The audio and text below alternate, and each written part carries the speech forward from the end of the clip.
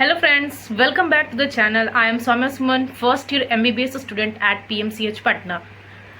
जब मैं NEET aspirant थी तो मैं भी यही सोचती थी कि टॉपर्स कौन सा बुक यूज़ करते हैं, उनको रेफरेंस बुक क्या यूज़ करते हैं जो उनका सिलेक्शन हो जाता है, हमारा नहीं हो पाता है। मैंने बहुत सारा ऐसा वीडियो देखा कि टॉपर स्टॉक वो कौन सा बुक यूज़ करते हैं, और मेरे कमेंट सेक्शन में ये क्वेश्चन पूछे जाते दी आपने कौन सा बुक यूज़ किया, आपने रेफरेंस के लिए कौन सा बुक यूज़ किया, आपने एनसीईआरटी पढ़ा कि नहीं पढ़ा।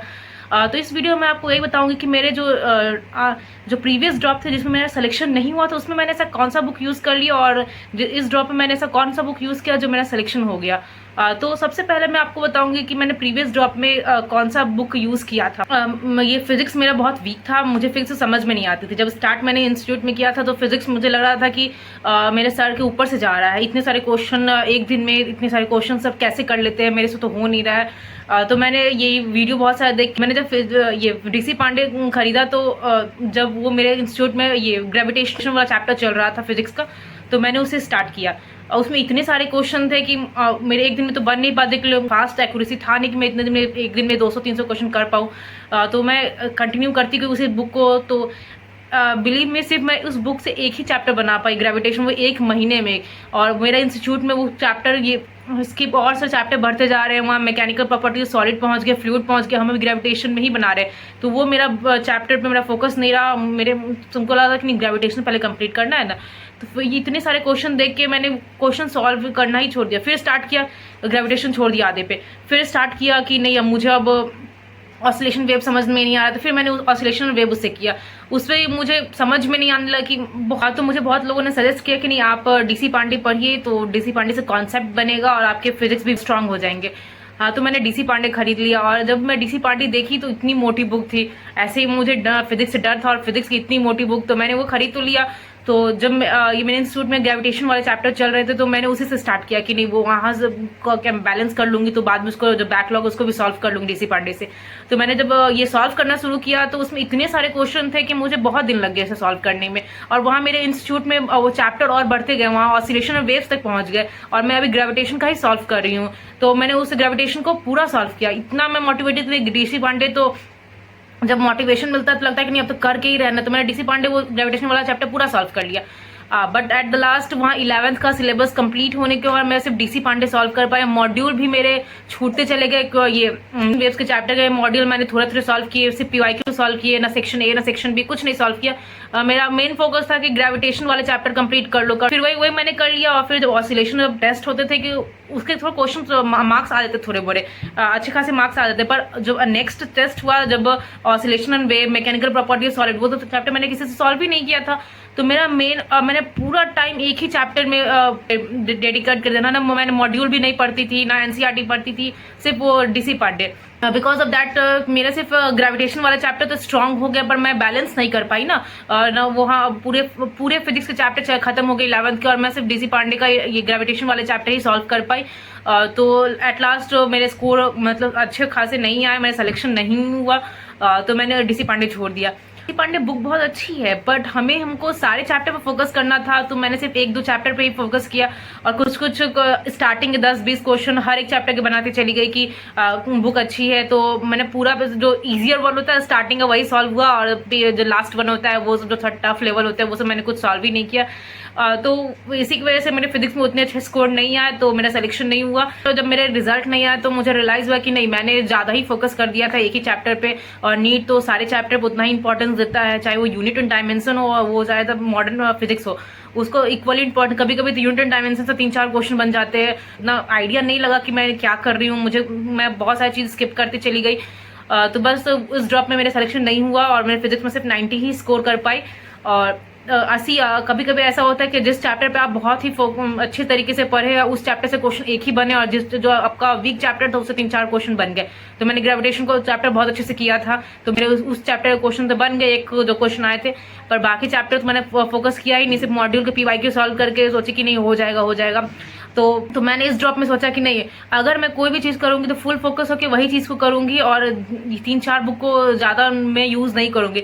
इसलिए मैंने इस ड्रॉप में ऐसा कौन सा बुक यूज़ किया, कोचिंग के नोट्स बहुत ही फिल्टर्ड वे में मैं आपको फैकल्टी पढ़ाती हूँ, वो बहुत फिल्टर्ड रहते हैं, कौन कौन क्वेश्चन इंपॉर्टेंट है वही सब चीज़ वो नोट्स में रहते हैं। मैंने प्रीवियस ड्रॉप में वो नोट्स को इतना इंपॉर्टेंट क्लास में पढ़ी, नोट्स बनाई और उसके आगे घर में रख दिया करती थी, उसको दोबारा देखना ही नहीं था, फिर जाके कोचिंग में खोली, फिर क्लास में खोली, फिर बनाई, फिर रख दी। कभी घर में आके उस नोट्स को एक बार पलटा भी नहीं करती थी। तो इस ड्रॉप में मुझे नहीं लगा कि जब टेस्ट एग्जाम दिया तो देखे कि नहीं, इसमें बहुत सारे क्वेश्चन जो सर ने पढ़ाया उससे बहुत सारे क्वेश्चन डायरेक्ट उठ के आए हैं, पर मैंने उस मॉड्यूल नोट्स को कोई वैल्यू ही नहीं दिया। तो मैंने इस ड्रॉप में सबसे पहले फोकस किया कि जो नोट्स के सारे क्वेश्चंस मैं खुद से सॉल्व, जो सर ने पढ़ाया उसको ऐसे मतलब देख के, फिर एक बार तो देख के सॉल्व करना पड़ता, डायरेक्ट समझ में नहीं आता था कि मतलब कैसे आगे मतलब प्रोसीड करूँ, कैसे इक्वेशन में प्रोसीड करना है, तो पहले वो देख के सॉल्व करती थी। फिर आगे वह ऐसा करने लगी, रिवाइज करने लगी, ताकि मुझे बिना देखे भी याद हो जाए कि क्वेश्चन देखते ही मुझे मेरा हाथ खुद ब खुद कर दे कि ऐसे ऐसे स्टेप्स है, ये मुझे करना है। तो मैंने सबसे पहले कोचिंग के नोट्स को पहले सॉल्व किया, सारे नोट्स को मैं खुद ब खुद अपने से लिख के सॉल्व करती थी दूसरे रफ कॉपी में। तो सबसे पहले मेरा फोकस था नोट्स पे। दूसरा था कि एनसीईआरटी से थ्योरी क्वेश्चन बनते हैं, बहुत सारे क्वेश्चन बनते हैं, जितने थ्योरी क्वेश्चन होते हैं वो एनसीईआरटी से ही बनते हैं। तो मैंने स्टार्ट किया जो ये mechanical property of solid fluid ये का एनसीईआरटी पढ़ना शुरू किया। स्टार्टिंग के जो 11th के एनसीईआरटी हैं वो थोड़ा बोरिंग थे, इसलिए मैंने उससे स्टार्ट नहीं किया, मैंने इससे स्टार्ट किया। तो मैंने उसको एनसीईआरटी वो से डायरेक्ट वैल्यू पूछा जाता है, 1 torr is equal to what, ऐसे क्वेश्चंस भी टेस्ट पे बनते थे, इसलिए मैंने एनसीईआरटी क्वेश्चन तो सी मैंने इंडियन क्वेश्चन थे वो सारे मैंने सॉल्व किए एनसीईआरटी के। तो स्टार्ट मैंने उससे किया। फिर मैं पार्ट 1 11th में गई, वो जो थ्योरी क्वेश्चंस के लिए, तो मैंने सारे एनसीईआरटी को थॉरो रीडिंग दिया है। एंड मॉड्यूल मैंने अपने इंस्टीट्यूट के मॉड्यूल को भी सॉल्व किया है। ये मॉड्यूल के सारे सेक्शन है, एग्जाम्पल, टेस्ट योर सेल्फ, जितने मॉड्यूल के क्वेश्चन तो मैंने वही सॉल्व किए हैं। और मैंने उसके अलावा एक भी रेफरेंस बुक नहीं यूज किया इस अटेम्प्ट में। मैंने अपने नोट्स को प्रेफरेंस दिया, फिर मॉड्यूल को, फिर एनसीईआरटी को, फिर टेस्ट पेपर में क्वेश्चन वैसे सेलेक्ट होते हैं जो आपके लिए इंपॉर्टेंट है, जो एग्जामिनर सोचता है कि ये ऐसा क्वेश्चन दिया जाए। इसलिए मैंने जितने भी प्रीवियस अटेम्प्ट के जितने भी टेस्ट पेपर थे, मैंने उस चैप्टर का, अगर मैं जैसे आज पढ़ रही हूँ chapter work, energy and power, तो जैसे मैंने नोट्स पढ़ लिया थी, ये मॉड्यूल पढ़ लिया, पीवाईक्यू भी सॉल्व कर लिया, एनसीईआरटी भी पढ़ लिया, तो मैं अब टेस्ट पेपर जाती थी। जो प्रीवियस टेस्ट थे, जो उससे क्वेश्चन वर्क एनर्जी पावर के जो सेपरेट चैप्टर का टेस्ट थे, उसको मैं सॉल्व कर ली थी टेस्ट से, मतलब ऐसे उसी फॉर्मेट में।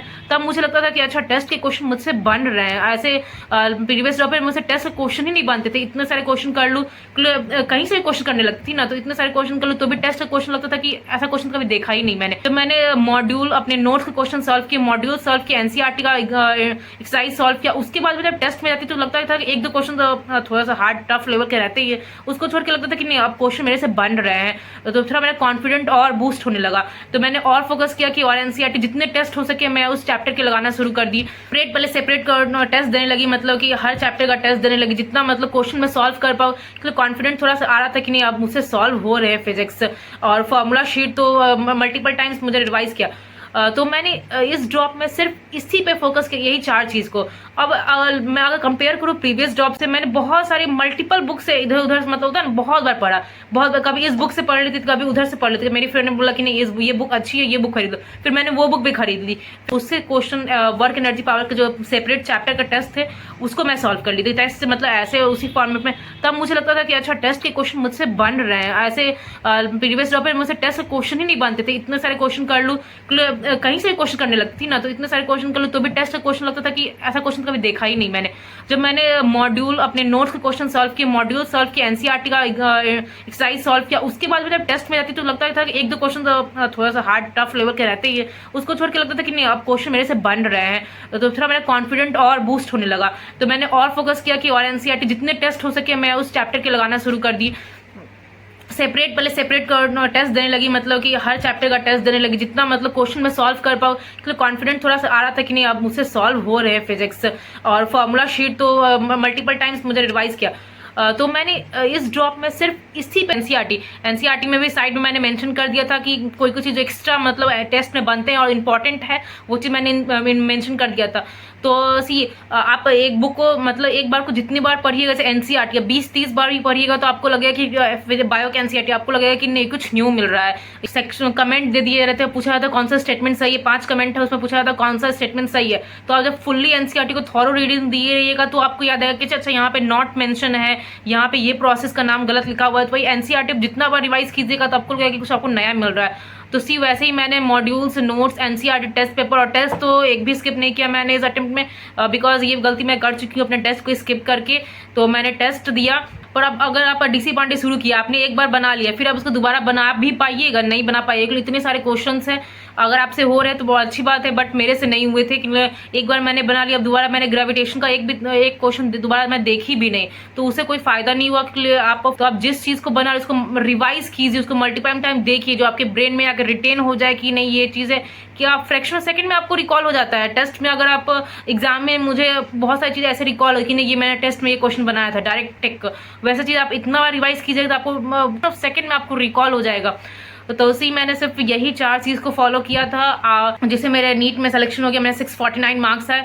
तो आप जो चीज़ भी पढ़ रहे हैं उसको आप रिवाइज करने का सोचिए कि आप रिवाइज कर पाए उसी। ऐसा नहीं है कि आप एक बार पढ़ लीजिएगा तो आपको 2 साल बाद वो याद ही रहेगा। आप जब तक रिवाइज नहीं कीजिएगा तब तक वो आपको दिमाग में रिटेन नहीं रहेगा। पीवाईक्यू हम लोग कितने बार हम लोग सॉल्व करते हैं, तो भी फिर जब दोबारा सॉल्व करने जाते हैं ये क्वेश्चन फिर टफ लगने लगता है, ये बनता ही नहीं है। इसलिए आप जो पढ़ रहे हैं उसको अच्छे से पढ़िए, उसको रिवाइज कीजिए, because NCERT is full on revision, और आपका प्रेजेंस ऑफ माइंड चेक करता है आप कितनी जल्दी आप रिकॉल कर पा रहे जो आपने याद किया है। स्टेटमेंट ट्विस्टेड भी रहते हैं पर आपको रिकॉलिंग पावर आना चाहिए। रिकॉलिंग पावर तभी आएगा जब आप उसको बहुत बार रिवाइज किए, एक बार बनाने से वो रिकॉलिंग पावर नहीं हो पाता। अगर आपका this is the book which I followed, stay motivated, आप जो भी पढ़ रहे हो उसको अच्छे से पढ़िए और अपने ड्रीम कॉलेज पे फोकस कीजिए।